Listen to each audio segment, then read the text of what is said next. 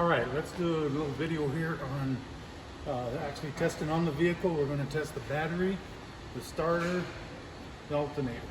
Okay, I'll run through these tests fairly quickly just to give you an idea how you should be doing it. There'll be a little variance depending on which tester you use, which vehicle you have, things like that. This is just a very generic, basic, quick overview. All right. So first, I want to test the battery. I'm not going to go too much into that because we've done that already on the bench. But you're going to do a shortened version of that in your lab. So we basically want to check open circuit voltage. I'm at 12.8 here. That's really high. This has been rusty. That is not a surface charge. That is what the real voltage is. So I expect that battery to be very, very good. All right. So I don't have to spend a lot of time testing the battery. So let me let's zoom in here, get the tester a little closer, the camera closer.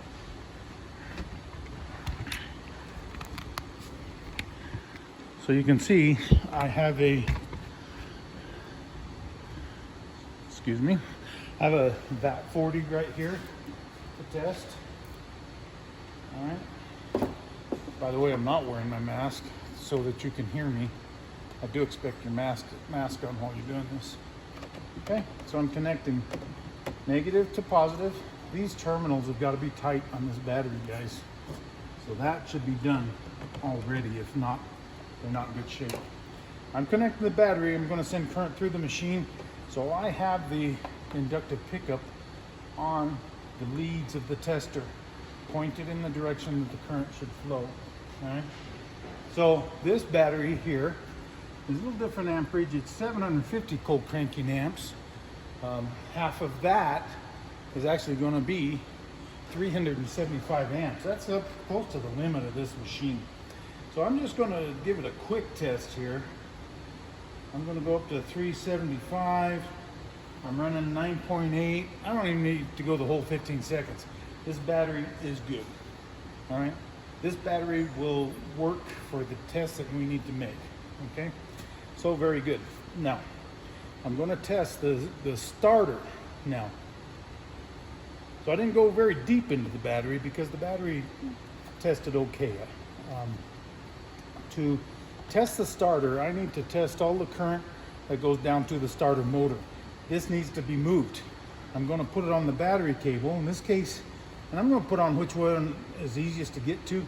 Looky here, I can get to that negative cable and clamp around all the cables, every bit of current that is leaving here to the rest of the vehicle, I can test right there, okay?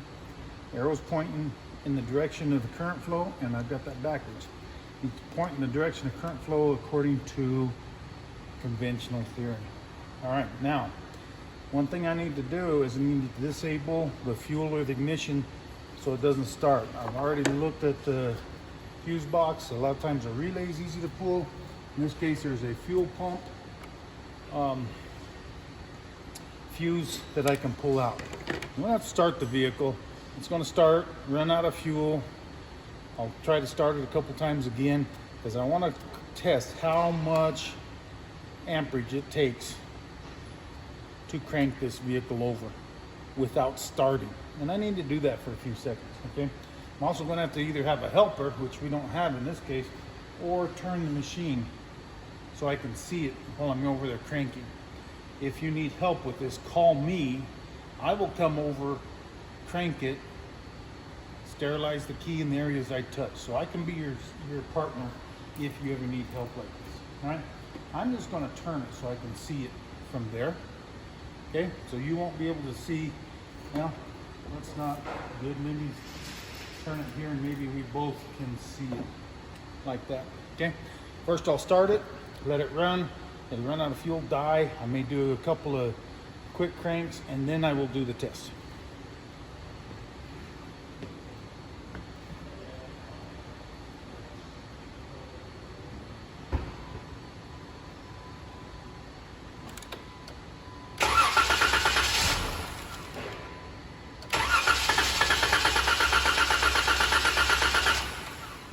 Okay, here goes the test.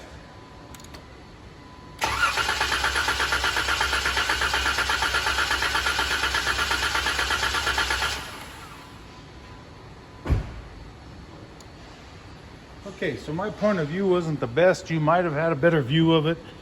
I believe it was somewhere in this range, kind of the 150 amps. According to what the chart says in the book, if that's good for a V6 engine, that's an acceptable charge. You can, or a draw for a starter. You can look in the repair manual, but it's not going to give you a lot of information about that. There's just not a lot of specifications in there. So we kind of have to know off the top of our head more or less what it should be. The starter sounded great. The amperage was good. I'm saying that the starter at this time with this test tested out good. All right. Now I put the fuse back in there because I'm going to start it and I'm going to do a amperage draw test. Okay. This one's going to be a little tough for me to do alone. You're going to need me or somebody to help you doing this test. In this particular time, at this time, don't ask another student. Ask me. I will help you do the test. If you can't find me, please wait. All right. So now I'm going to do something different here because I want to, if possible, I want to measure the amperage that's only coming out of the alternator. I chose this vehicle partially because the alternator is right here. Let me move the camera so that maybe you can see a little bit better. The alternator is right here on top of the engine, and there's the cable right there. If I put this clamp around the cable, I'm talking about the heavy cable that connects to the top of the starter there, I can test the amperage, or the alternator, test all of the amperage coming out of the alternator. If I leave my test lead over here, which I can, and I may have to if the alternator is buried down there somewhere, I would put my lead here, okay, and I would, but I wouldn't have to realize that some of the amperage being charged by the alternator is being stolen by the rest of the vehicle to run the fuel pump, to run the ignition, the injectors, all the computers is going to steal 15 to 20 amps. So whatever reading I would get there, I would add 15 to 20 amps to. If I can get to this wire right here, like this is so easy to do, all I would have to do is measure the amperage there, okay? So this is going to be a little tricky doing it by myself. I'm going to have to cheat just a little bit, all right? So watch the amp meter over here, okay?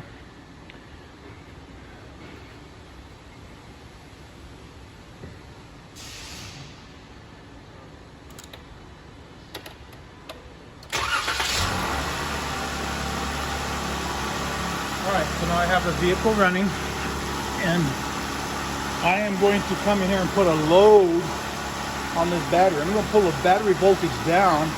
The alternator is going to respond by increasing its output. Now it should be running about 2,000 RPM, so that the alternator is spinning fast enough to be at full capacity. I can't do that because I can't hold the gas pedal and do this at the same time. Again, you'll need some help. I'm going to see if it'll do it all by itself. So it looks like I'm already charging about 80 amps.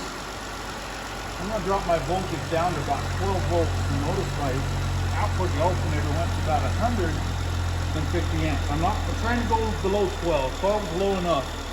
You could hear that alternator pull the engine down. It's working hard. 150 amps is a pretty good output of an alternator.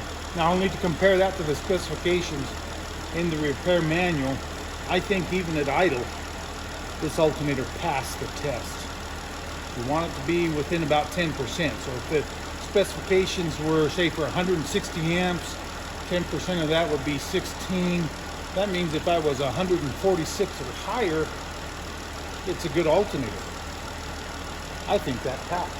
All right, I'm not going to demonstrate it. You can use the VAT 40, which I have over here, to make this test. It's very simple. You just follow the instructions and do exactly like you're told. So very similar to this, the way you operate the vehicle, but you're following the prompts on the machine. Okay, that should be the basics of it. There's other tests and other things that the lab's going to have you do. You should be able to figure that out with a little bit of help maybe.